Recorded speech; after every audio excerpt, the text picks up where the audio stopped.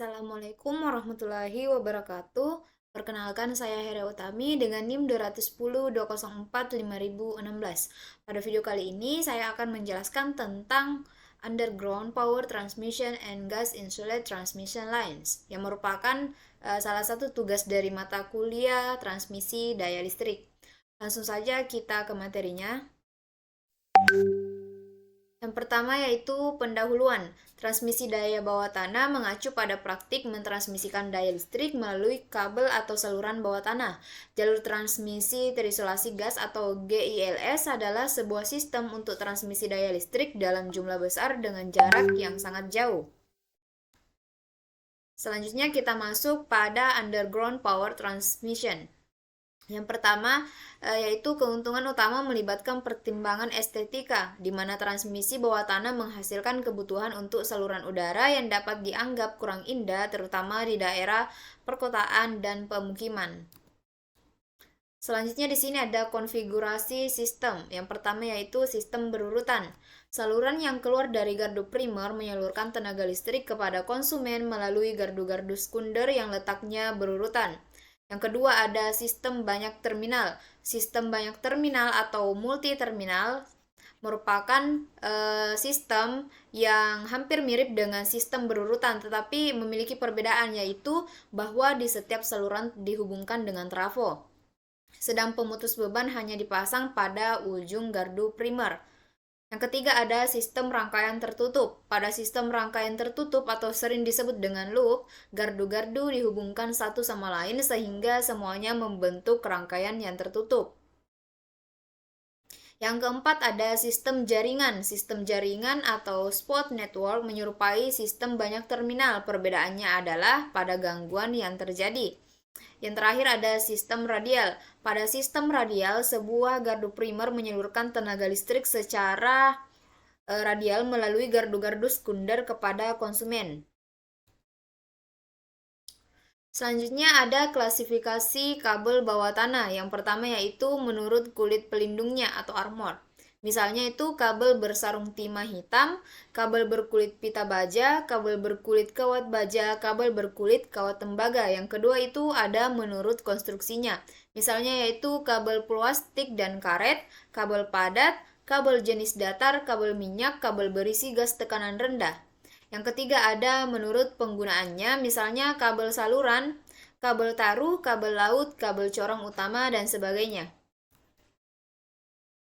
Selanjutnya di sini ada kapasitas transmisi. Kapasitas penyaluran lewat kabel ditentukan oleh besarnya arus yang diperbolehkan.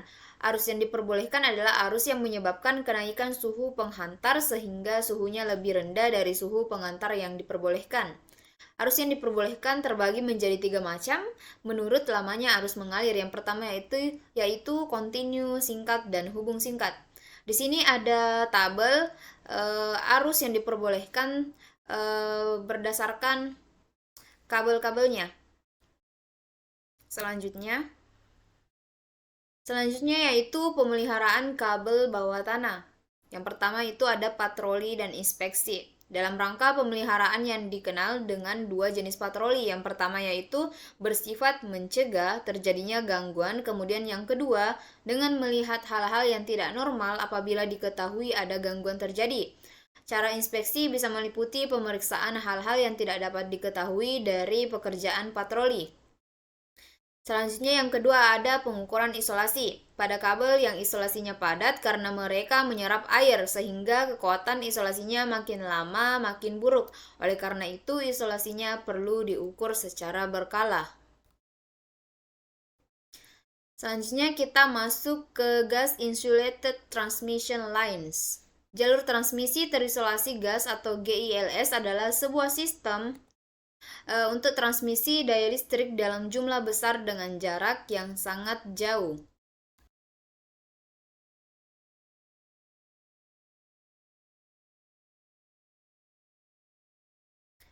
Konstruksi GIL atau Gas Insulated Transmission terdiri dari 2 tabung konsentris aluminium.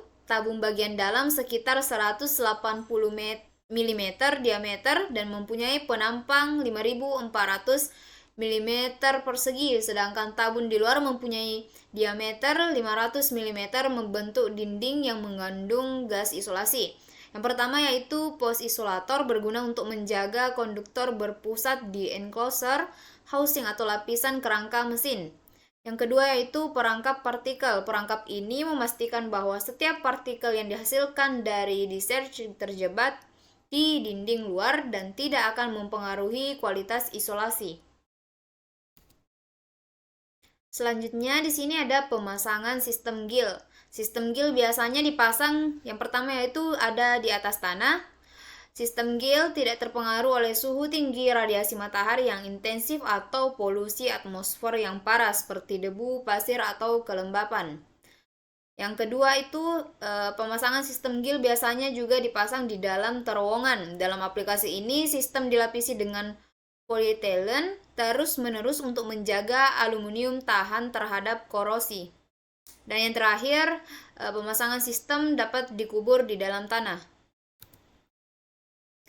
Selanjutnya di sini ada keuntungan dan kerugian dari gill. Yang pertama yaitu keuntungannya.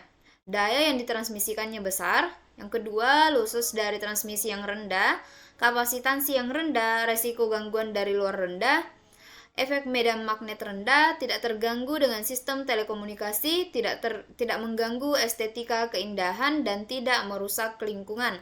Adapun kerugiannya yang pertama yaitu biaya investasi yang mahal, kontaminasi partikel menurunkan keandalan isolasi dari GIL, sulitnya mencari kegagalan pada konduktor, dan yang terakhir itu gas FS6 sangat berbahaya.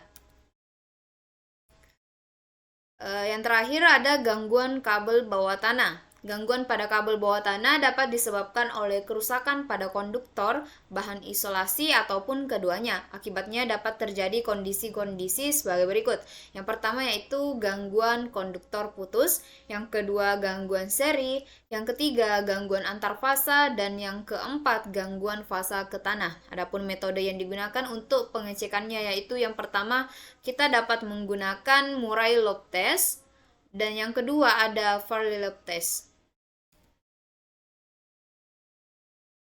Mungkin itu saja materi yang dapat saya sampaikan. Lebih dan kurangnya mohon dimaafkan. Assalamualaikum warahmatullahi wabarakatuh.